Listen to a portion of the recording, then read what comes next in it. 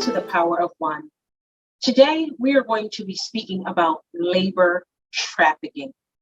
Trafficking comes in different forms, but we want you to be educated. Today, I have two dynamic guests, Michelle and Mary. Mary is going to share her story with labor trafficking, and Michelle is our expert.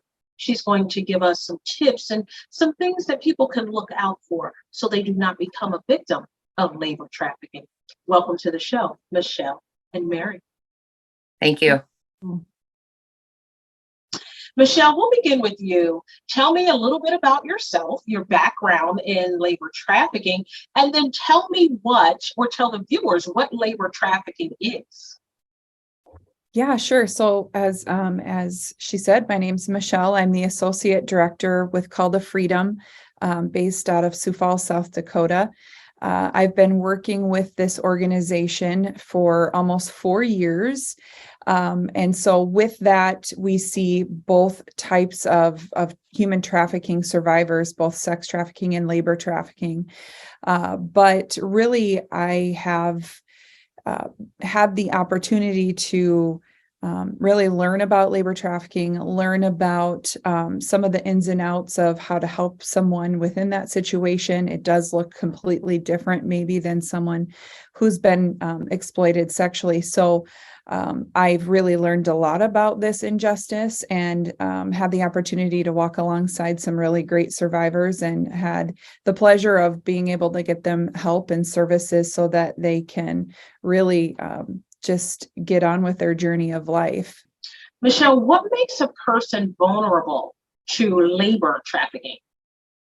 Yeah, so labor trafficking is the exploitation of a person for the purpose of labor services. So anytime someone might be fraudulently getting into a job, they may have signed up for something that they did not originally agree to do. Sometimes they're tricked into situations, but usually always for the purpose of labor services. And really what I've noticed, and with us being in the state of South Dakota, really labor trafficking might look a little bit different for us than maybe other parts of the country. Our land is full of agriculture, a lot of restaurants, construction work. South Dakota is home to a lot of what is called H-2A and H-2B visas. And so that in and of itself is a vulnerability for people.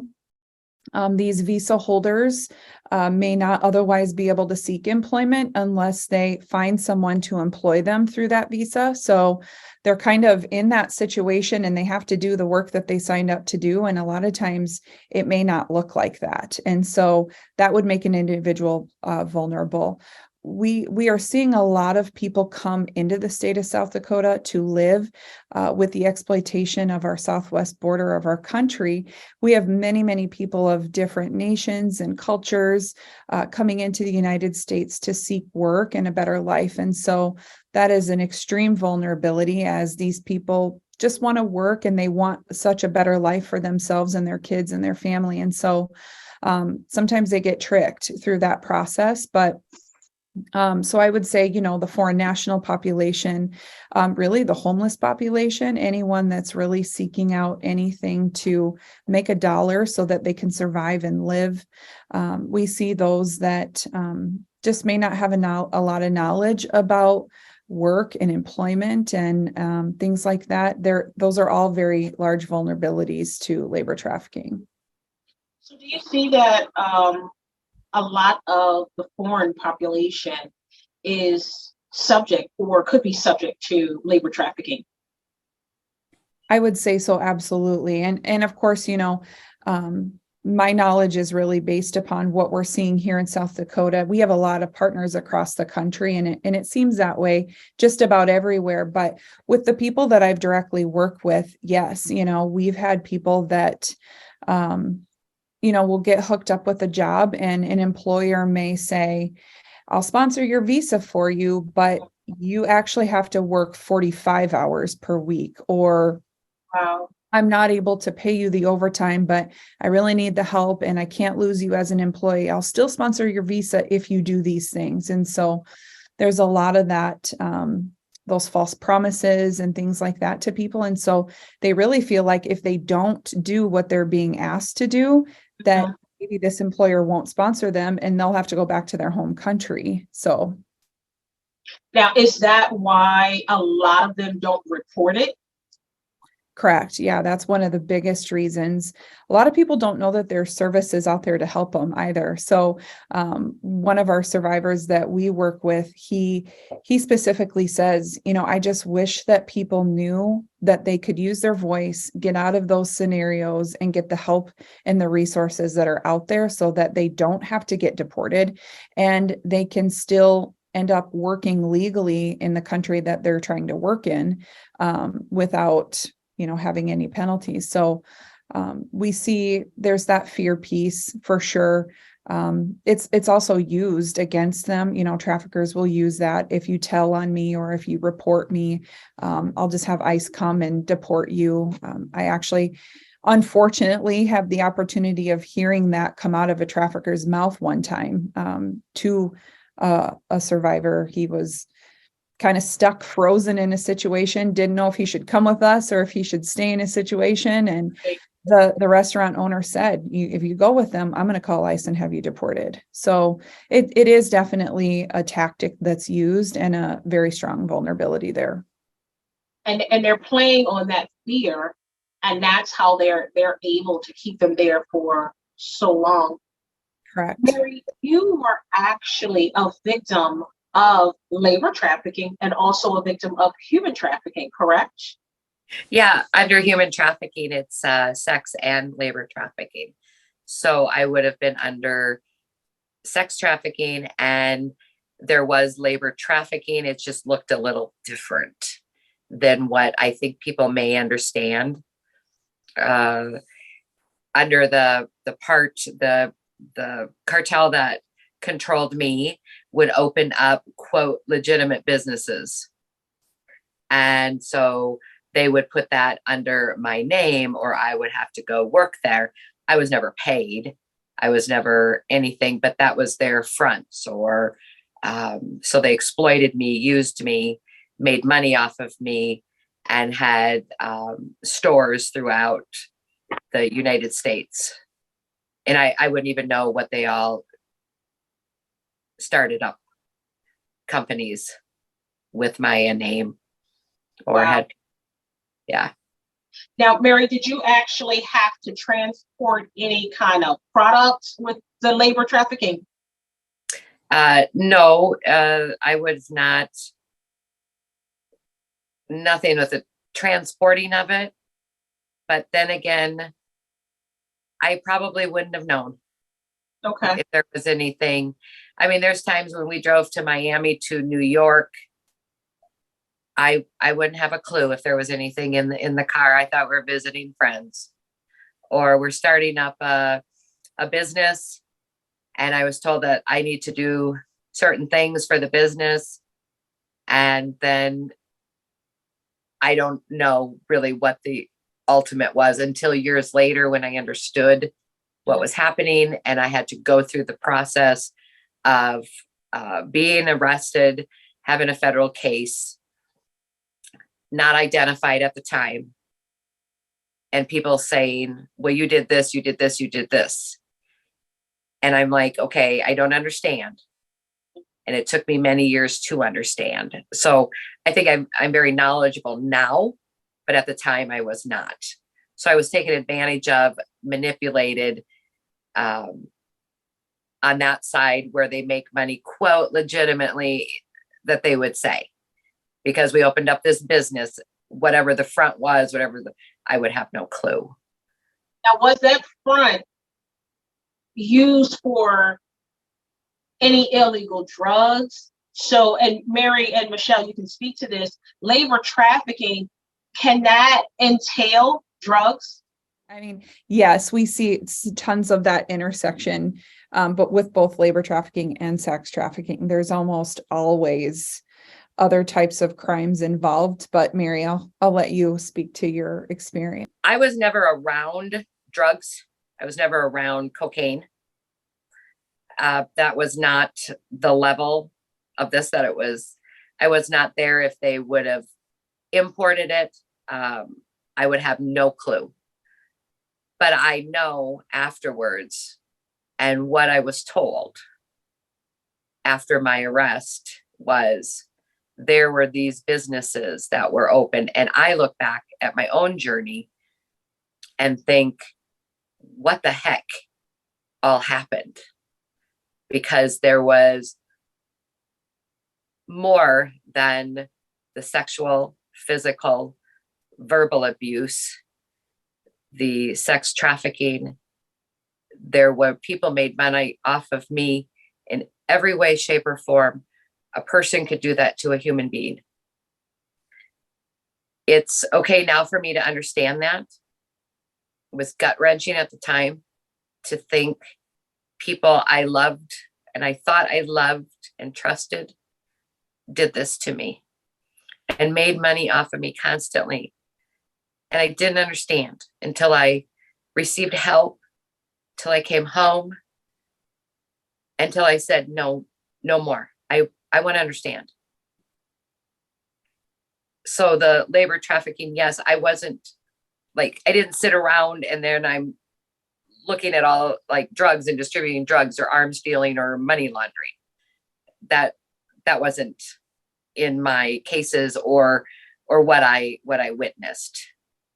I think sometimes too, you can disassociate. I don't know if you have talked with people about how you disassociate. Right. So even in the labor trafficking or sex trafficking part, I think I did it more in the sex trafficking part. When they told you about your case, were there some things that you were extremely shocked about that you had no clue that was going on? I think at the time, I didn't understand, nor did I care, because I was focused on my son. So I accepted responsibility for the crime that I committed. I always did. I pled guilty. I didn't understand why I did it because there wasn't help or services. It wasn't until years later when I realized I didn't have a choice. I chose the best choice at the time, but all I had were bad choices to choose from. And I put pieces together and talked to people, or whether it was people in my case, because I'm like, who's this? I don't understand. So I'm kind of one of these people now. I'm always searching for like, what is the truth? It's the first thing I do. And as a victim comes out and they're on the road to being a survivor and then more, we search for truth sometimes and we may never get the answer. And I have to accept that. I don't know how many businesses were started in my name. I don't know anything on that part. I tried to understand and I realized I need to let that go. And that's okay to let it go. And other survivors who have been in the forced criminality part where people have made money off of them other than sex and being sold for sex, we're kind of in that same understanding because we don't know. People would expect us to know, but that's kind of an expectation that we're not able to achieve. So it's kind of a myth, I think. So, Michelle, do you find that the labor trafficking victims, they don't realize at the time, and it can actually take them years to understand exactly what's going on with them? And when they do, how can they get out safely? You're right. A lot of times they don't. And one of the biggest reasons why they don't is because they've been raised that way. A lot of times family members have taught them that this is, how to live. This is how you make money. This is what we have to do to survive. And so in one of the situations that comes to my mind, this individual was brought into our country when they were 15 with a parent. And then worked alongside that parent, until they were into their adulthood. And so when their case came forward, it was kind of a situation where that individual had to choose between, do I get help for myself or do I stay with my parent, which is a very hard decision for anybody to make. And so I think that, yes, they a lot of times they had no idea what was going on, had no idea it was wrong. That happens on just with human trafficking in general. Especially if it's something where it's a learned behavior, they don't know any different. They do what they've been taught. And especially if they're able to make money and send back home to other family members and it's sustaining their family as a whole, they think that it's fine. Now, do you find that human trafficking for the sex and for the labor, do you find that they often go hand in hand? Sometimes, not all the time. Yeah, I wouldn't say that that's necessarily a common thing. I think that it can, and we have seen situations where it has been both. For example, we had a lady come in who went into the hospital and thought that something was wrong, didn't quite understand what was going wrong. She had been working on a roof, putting shingles on a roof for the last 6 to 7 months, found out she was pregnant, had been forced to sleep with this roofing crew. She wasn't making any money. She had to cook and clean for this crew. Come to find out she was pregnant and went into the hospital and had a baby. Had no idea that that's what was going on. And, up until the day that she had come into the hospital, she was working and wasn't making money. And, not aside from doing the labor piece, the physical labor piece of the job, she was also being forced to sleep with several of the men on that crew as well. So, sometimes yes, but in other situations, it's strictly, a labor situation where it's just, those false promises with the job contracts and things like that. So. Yeah, that's horrible. Is there a national number someone can call if they are experiencing labor trafficking? Yeah, I think our best resource for people is through the Polaris Project. Okay. That is the Polaris Project. When you Google that, there's a number that pops up. I don't have it here in front of me, but once you get through the Polaris Project, it allows for you to make an anonymous tip, and it really goes into the Homeland Security portal, and then they disperse, depending on the region and where it's at, to those specific agencies. And when you look at labor trafficking here, for us specifically, Homeland Security really are the experts, especially if you're dealing with someone who's a non-citizen of America. They really are the best help. And I think sometimes people think, like, why would you report a non-citizen to Homeland Security? But really, they do truly see these people as victims of crime and want to help. And so I was just in a meeting today with the agents here in our area, and they are great. They ask us about things, and we really do work together as service providers. And so I would say, you could call the National Human Trafficking Hotline or utilize the Polaris Project would be the top two that I would suggest. Okay. So, Michelle, what can viewers do if they see something that they think is not right? What would be some tips or some warning signs for someone to look out for to make sure human trafficking and labor trafficking is not taking place? What would be some warning signs for labor trafficking? Some of them are some of the same signs, coincidentally, as sex trafficking. They won't speak a lot about what they're doing. They've been told not to speak about it, or maybe it's a lot of very robotic speech. So it may seem very scripted, giving explanations of maybe the jobs that they're doing and how much money they make. It may seem very scripted. We see a lot of situations where people come in contact with those in the community where they feel like something's just not right, or, they get that gut feeling that something's going on, but they're just not really sure what to do. And in those situations, I always say, always, always, always call law enforcement and try to give them as many details as you possibly can. So if there's vehicles involved, the make and model, if you can get a license plate, and then the full description of any of the individuals that were involved in that scenario. We always have stuff going on in town, and whether it's people calling in to ask for help, or if it's friends that say that they see something. And I just always say, there's that saying, if you see something, say something. Just don't let a blind eye go by, because if you feel like something's going on, it probably is. There's a high probability that whether it's trafficking, that's not really for us to figure out. We let our law enforcement officials do that. But if we can get a report made, you never know. It could be one of the missing pieces of a very large puzzle that is being that someone's trying to figure out, in a case that may already be open. So we just always say, try to get as much descriptive information as you possibly can to provide for those other agencies. Mary, we're going to end with you.